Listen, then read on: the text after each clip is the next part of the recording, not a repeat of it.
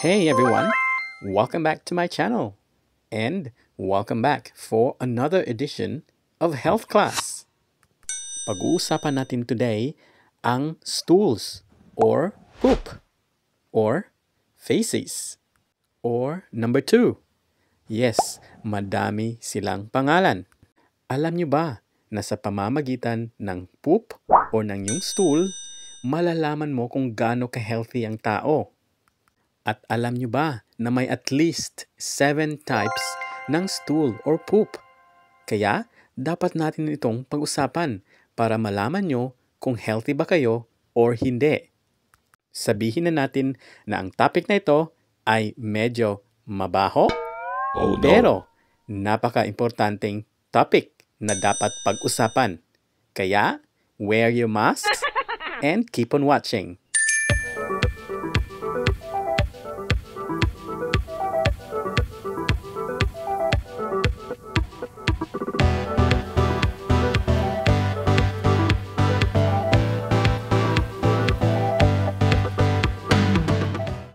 My name is Ryan, and I'm specializing in diabetes, primary care, men's sexual health, alcohol and drugs, and medicinal cannabis.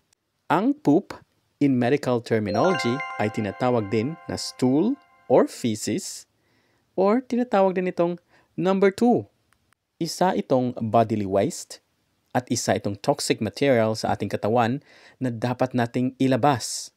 Waste or toxic man sila, ay napaka-importante din kasi ang stool or poop ay sometimes nagbibigay ng impormasyon kung gaano ka-healthy or not healthy ang isang tao. But first, kailangan muna nating malaman kung paano nga ba nabubuo ang stool or poop. Panoorin natin ang mga videos na ito para malaman natin kung paano nga ba nagwo-work ang ating digestive system.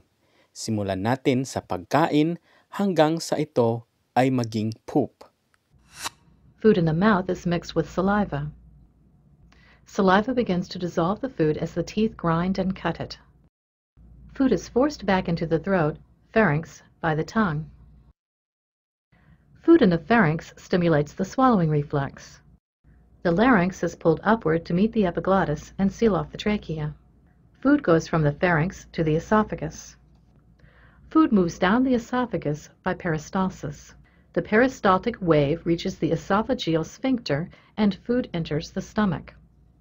The unique muscular structure of the stomach breaks up the food into small pieces called chyme.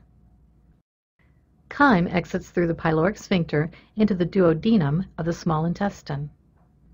The major portion of absorption and digestion occurs in the small intestine.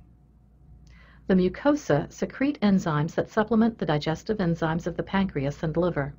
This completes the chemical process of digestion. The walls are covered with villi where nutrient absorption takes place. The structure of each villus contains a capillary and lacteal to pick up the digested nutrients. The nutrients are now transported by the blood to all the cells of the body. The undigested food reaches the ileocecal valve and enters the large intestine or colon. The colon absorbs water, manufactures vitamins, produces mucus, and forms and expels feces. Mass peristalsis pushes the feces into the rectum, which stimulates the defecation reflex. O, di ba? Napaka-amazing ng ating katawan para itong machine. Paano naman nilalabas ng ating katawan ang poop or stool? Panoorin natin ang video na ito. In the large intestine, also called the colon, water and salts are absorbed, causing the waste products to become firmer and turn into stool.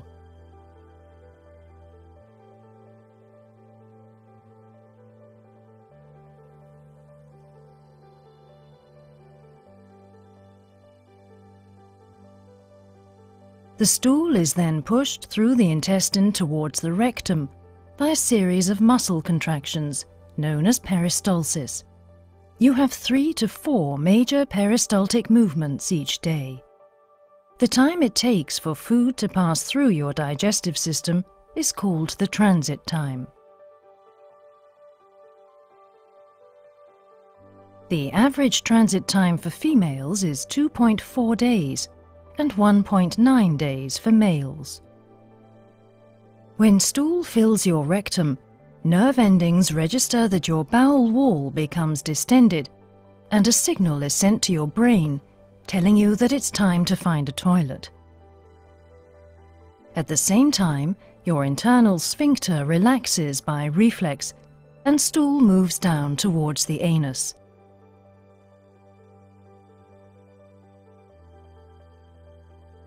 When you are ready, you consciously allow the external sphincter to relax, and stool is expelled.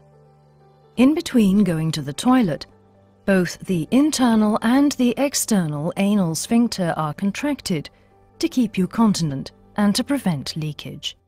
Ngayon na alam nyo na kung paano nabubuo ang poop or stool, pag-usapan na natin ngayon ang different types ng stool.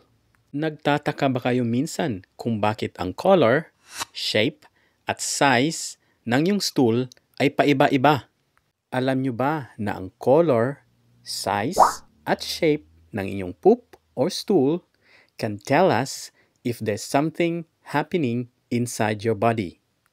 According to Bristol Stool Scale, meron tayong 7 types of stool. Halika, pag-usapan natin isa-isa. Ang type 1 na stool ay parang poop ng kambing. Separate hard lumps. Nangangahulugan din ito na ang tao can be very constipated. May possibility na ang tao na ito ay kulang sa exercise, kulang sa tubig, at kulang sa fiber. Although, may mga marami pang pwedeng dahilan. Ang type 2 stool naman ay ito, lumpy and sausage-like. Ang tao na may type 2 stool ay pwede ring constipated. Kailangan na kumain ng fruit and vegetables at uminom ng maraming tubig. Ang type 3 naman ay pwede ring sausage shape na may mga cracks in the surface. Ito ang normal na stool.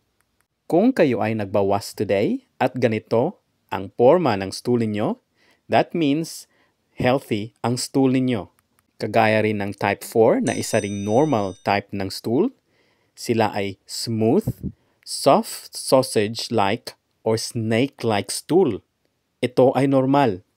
Kung ganito ang poop nyo today, congratulations! Normal ang delivery ninyo. Sa type 5 stool naman, sila ay medyo soft blobs with clear-cut edges. Nagiging ganito ang itsura ng poop ninyo kung wala masyadong fiber sa inyong pagkain. Kaya, gaya ng sinabi ko kanina, kumain ng maraming gulay at prutas. Ang type 6 stool naman ay ganito ang itsura. Medyo mushy ang kanyang consistency with rugged edges. Most of the time, pag ganito ang type ng stool ng tao, nangangahulugan na may inflammation ang isang tao. Kaya, pag ganito ang stool ninyo, kailangan nyong kumonsulta sa inyong doktor kasi kung may inflammation ka, dapat itong malunasan. Ang pangpito na type ng stool ay ganito. Liquid in consistency with no solid pieces. Watery siya at wala kang makikitang namumuong poop. Ito ay nangangahulugan na meron ding inflammation at most of the time, ito ay isang diarrhea na. Ang diarrhea ay contagious at communicable, meaning ito ay nakakahawa. Kung may diarrhea ka, dapat kang magstay home, mag-rest sa bahay hanggang sa ito ay mawala. Madaming purpose ang stool or poop, kaya napaka-importante nito.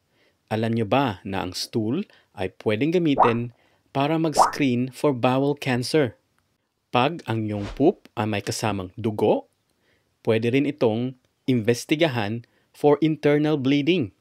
Pwede rin gamitin ang stool or poop para i-investigate kung meron bang mga parasite sa loob ng iyong katawan, kagaya ng pinworm or tapeworm. Ang color, shape, at size ng iyong poop or stool ay affected by what you feel and what you eat.